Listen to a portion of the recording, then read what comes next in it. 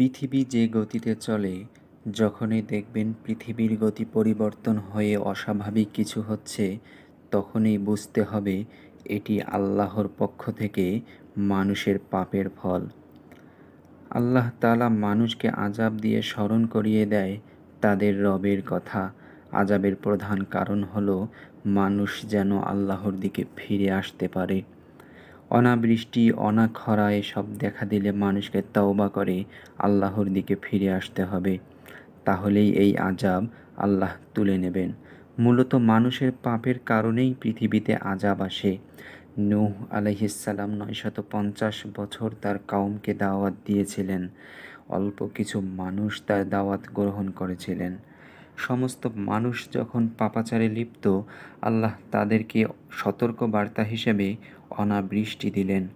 তাদের সমস্ত ফুল ফল শুকিয়ে গেল, নদী-নালা শুকিয়ে মরুভূমিতে পরিণত হলো। তখন নূহ আলাইহিস সালাম তার সম্প্রদায়কে ডেকে বললেন, হে আমার সম্প্রদায়, তোমরা যে বিপদের সম্মুখীন হয়েছ এটা তোমাদের পাপের জন্য। তোমরা তোমাদের রবের কাছে ক্ষমা প্রার্থনা করো, নিশ্চয়ই আল্লাহ ক্ষমাশীল। আজকে এই তাপদাহের প্রধান কারণ হলো আমাদের কৃতকর্ম।